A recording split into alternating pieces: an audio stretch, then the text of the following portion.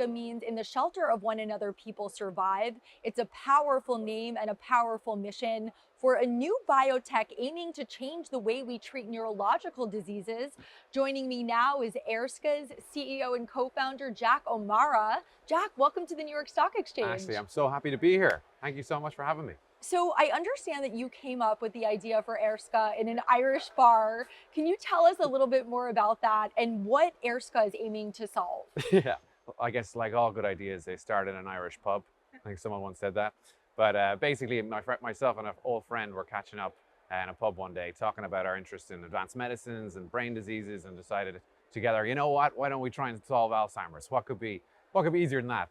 And then slowly roped in others through also pub meetings from Boston to Oxford to Cambridge to try and get a rock star founding team together with RNA and neuroscience leaders to go after this big, meaty problem of neurological conditions. But in essence, we're taking recent advances in brain shuttle technology, which allows us to deliver medicines to the brain in a way never before previously quite possible. And then we're combining these advances with RNA medicine, which is a proven modality and highly selective, and particularly RNAi medicines are very effective at turning off overactive genes. So a lot of brain diseases are driven by an overactive protein that aggregates and causes a toxic buildup and starts to damage neurons or other cells in the brain.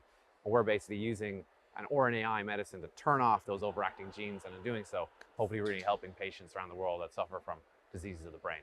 Can you break down this brain shuttle technology? What impact does it have on the brain? And is this preventative? Is my question. Great question. So maybe just to start, for a long time, getting things into the brain is a real struggle. Brain has this thing called a blood-brain barrier, which is really like almost a bouncer that tries to keep things out. The brain's a hungry organ, so it does let in a lot of nutrients to feed itself and sustain itself, but it tries to keep out things that it doesn't want or things that could be potentially dangerous for the brain.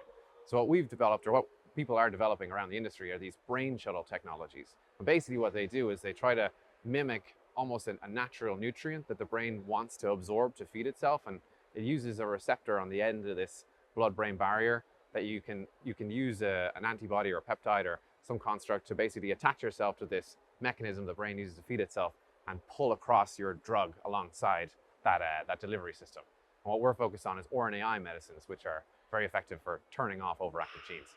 And from a preventative perspective, what's really exciting is that because a lot of work has gone into the genetics and the biology and really much better understanding of brain diseases that we've ever had previously, a lot of it points to early intervention being really powerful to try and treat these chronic diseases and being able to systemically administer. So rather than needing an injection in your spine or an injection in your skull, which is typically how we delivered advanced medicines to date, being able to deliver like a subcutaneous or an intravenous delivered medicine, that opens up this opportunity for earlier intervention and maybe one day even a preventative medicine for these chronic neurological diseases. So that's big vision behind the company, is can we get there earlier and ultimately result in better outcomes for patients. And the way that it's delivered into the body, is that the only way that it differs from traditional medicine?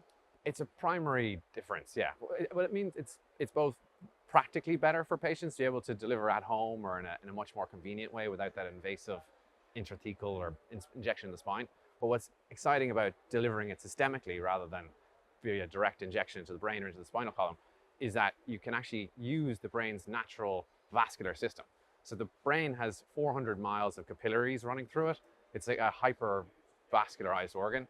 And by delivering your medicine systemically through the blood system, you can use all those little blood tunnels or capillaries throughout the brain to basically allow the brain to soak up your drug throughout the whole system. Because if you're delivering in the spine or in the brain, it's hard to really get it all over the entire brain. But using the natural vascular system, you can get a much wider biodistribution. And that's really powerful when you're trying to develop medicines, because then you can ultimately hit more of the target that you're trying to hit. So that's why we're excited.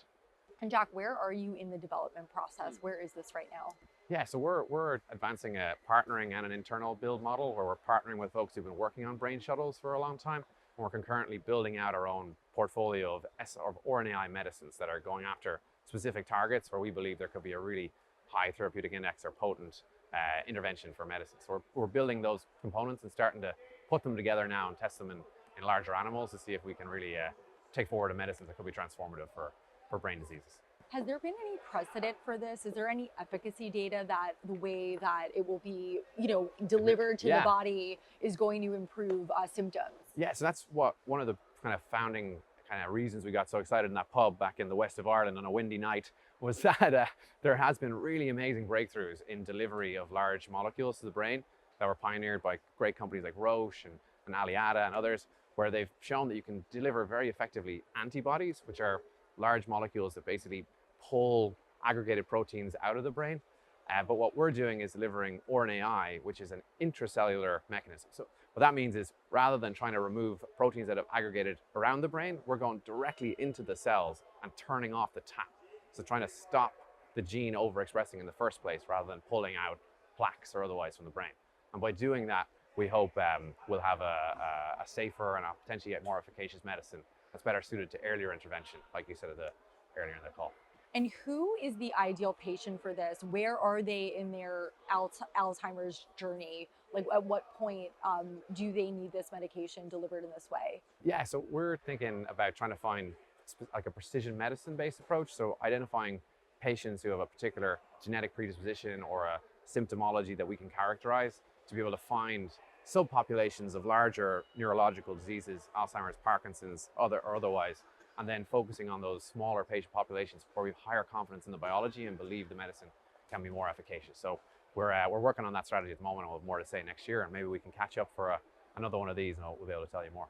Right, and you announced a $21 million round of seed funding. How are you allocating that capital? So that's primarily to push our lead program, getting ready for a development candidate or a medicine that's been proven out in a preclinical setting that's ready to be taken forward into the clinic, which our next round of financing will be used to do.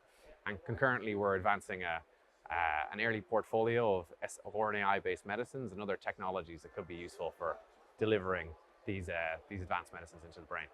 And I understand that you have a pretty impressive team. Can you talk more about how you gathered them, where they come from, and what you think they're going to bring to this mission? Yeah, I'm really excited about the people we've been able to amalgamate to try and put together this rock star team. And it was sourced by various pub visits from Galway to Boston to Oxford.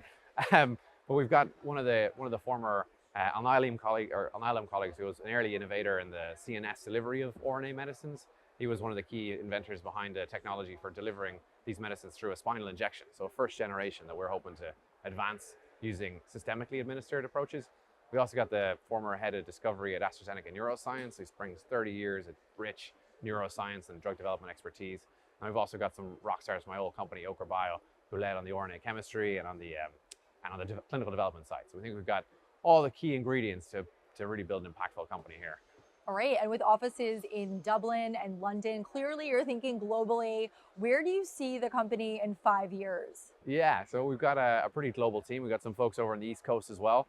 I think we're going to continue to invest in our research capabilities in London, where there's been a lot of exodus of large pharma companies, but what that's left is an amazing pool of talent that has left behind as some of these larger pharma companies have pulled their discovery investments. So we think that's a great place to continue to build a research base. We're also looking to expand into the Irish academic ecosystem, where there's some fantastic neuroscience researchers, and then build out some of that development and sort of later stage expertise in the US here as well, probably on the East Coast. We're planning that out, early days of planning that out right now. What drives you to get up every day and do this type of work?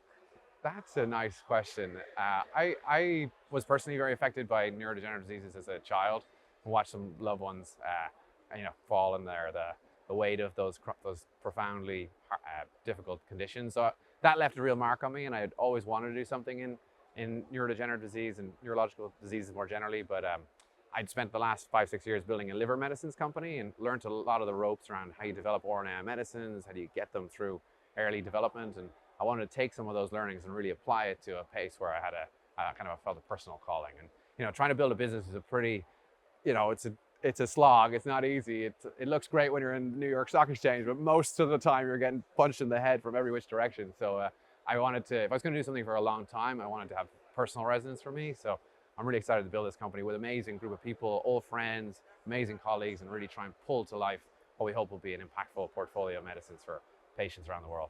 Well, thank you for sharing your mission with us, Jack O'Meara, CEO and co-founder of Aerska. Thank you so much for joining us at the New York Stock Exchange. It was a real pleasure. Thank you.